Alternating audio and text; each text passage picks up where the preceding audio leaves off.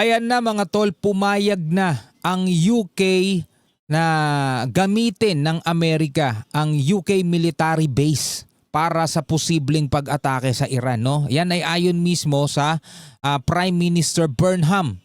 Prime Minister Burnham ng UK. So, pag-usapan natin 'to, samahan niyo ako mga tol.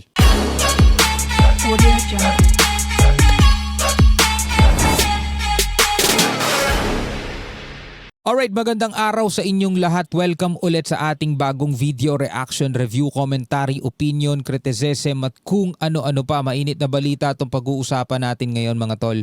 Pero bago natin to simulan, baka hindi ka pa nakapag-subscribe dito sa ating YouTube channel, click mo na rin ang notification bell para nano-notify ka whenever na may mga bago tayong commentary at reaction tulad nito. So pumayag mga kapatid ang United Kingdom na gamitin ng Amerika ang mga military bases nila, no, sa mga posibleng pag-atake laban sa Iran mga tol, no. Pag-usapan natin tong balita mula rito sa UNTV News. Sinimulan na ng Amerika ang pag-atake sa mga bulubunduking bahagi ng Iran kung saan pinaniniwala ang kinaroroonan ng mga nuclear deposits ng Iran. Sabi nga ni Trump hindi pa daw siya tapos. Batay sa ulat, nakapagtala ng pagsabog sa Kashan, ilang kilometro lang ang layo sa Peacocks Mountain Complex na ayon sa Israeli intelligence ay lokasyon ng malaking pwersang militar ng Iran. Ito umano ang pinakamalaking pagawaan ng armas at sinasabing pinaglipatan ng enriched uranium ng Iran. Ngayon, kitang-kita yung mga daanan, mga lagusan papunta sa loob ng mga bundok. Kasunod ito ng pahayag ni United States President Donald Trump na isa ang nasabing pasilidad sa Natanz, Iran sa target ng US. Bagaman wala pang impormasyon kung naroon nga ang itinatagong nuclear deposits. You're talking about the centrifuges. Yeah, it doesn't mean anything unless they have the material. They don't have. We follow the material. That's where the action is, and we'll be hitting that area probably pretty soon. And there's not a thing they can do about it. But wala silang magagawa tungkol dyan, sabing ganun. we'll be hitting that area pretty soon, and very heavily. Ayon sa pag-aaral ng US Institute for Science and International Security, imposibleng maabot ang pinakamalalim na bahagi ng underground facility kahit pa ang pinakamalakas na bunker buster ng Amerika. Grabe. Ibig sabihin talagang mga tol. Inihanda talaga to ng Iran sa mahabang panahon. Sinasabing under construction pa rin, ngunit posible umanong itago lang ng Iran ang operasyon nito.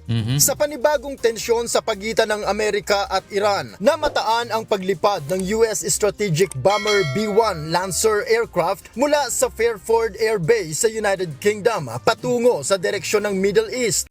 Indikasyon ng malakihang pagkilos.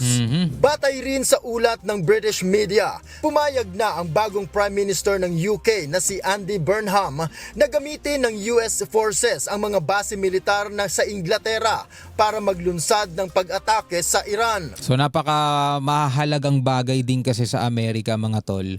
Sa totoo lang mahalagang bagay sa Amerika yung mga military base nila. Strategy kasi nila yun kaya nga nagtatayo sila ng mga military base sa iba't ibang mga bansa. Lalong-lalo na mga tol, pinapalibutan nila yung mga potential enemy nila in the future o potential enemy nila na nakikita nilang magiging threat sa kanila yan. No, kasi mahirap naman kung wala silang mga military base sa palibot. Kasi lahat manggagaling sa di ba? Manggagaling sa US pa. Yung iba naman manggagaling sa mga aircraft carrier nila. Aircraft carrier kaya lang bitbitin nun mga tol, yung mga lang yung mga fighter jets lang. Pero yung mga katulad ng eroplano, mga bomber, B-1, B-2, mga ganon, B-12, galing talaga yan sa sa mga military base. Para, halimbawa, dito sa Iran. So ngayon, malaking bagay sa kanila etong pagpayag ng United Kingdom na magamit yung kanilang military bases kasi posibleng doon manggagaling yung mga bomber ng Amerika, mga tol. Kaya kahit sabihin natin na kaya namang ayusin ulit ng Amerika yung mga military base nila rito sa Gulf Nations, medyo apektado pa rin sila doon kasi mahalagang mga bagay yun sa kanila na binubomba lagi ng di ba, ng Iran itong mga nakaraan. Pero again, dehado pa rin ng Iran doon kasi mga military base lang yung tinatamaan nila samantalang ang Amerika, ang pinupuntirya sa kanila is yung mga mahalagang pasilidad na talaga nila. Tuloy natin. Sa pagpapatuloy ng ikalawang yugto ng gyera, ilang pangunahing lugar na sa Iran ang nagtamo ng pinsala. O yan, tulad Sa nito. Tulad nitong balita, di ba? Ilang mga pangunahing lugar na sa Iran na nagtamo ng pinsala. Ang pahayag muling nagpaalaala si Strategic Affairs expert at Professor Syed Mohammad Marandi na kung aabot na sa puntong tatamaan ng Iran ang mga sensitibong pasilidad gaya ng nuclear sites, tiyak na gaganti ng doble ang Iran at sisirain nito ang lahat ng US infrastructure sa gitnang silangan. Sa tulong ng kanilang mga proxy at kaalyado nito. Binigyang diin ni Marandi na ang mga pahayag ng Israel at Amerika kaugnay ng umano'y armas nuklear ng Iran ay walang katotohanan at ang mga retorika ng kanilang kaaway ukol dito ay gawa-gawa lamang para sa kanilang sariling interes. Oh.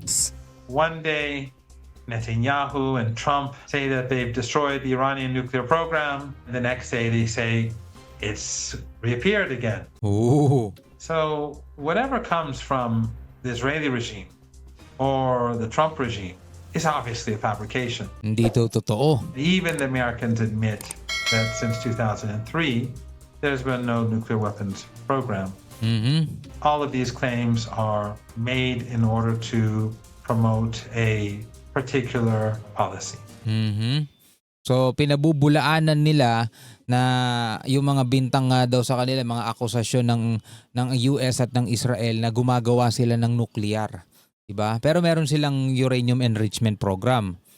Gayunpaman, kumpiyansa itong alam ng Iran ang galaw ng Amerika at buo ang kanilang paghahanda dahil marami pa rin aniya ang nakikisimpatya sa kanila sa Pero hindi natin sila nakikitaan talaga ng pag-atras, no? kabila ng hindi magagandang pahayag ng kabilang panig.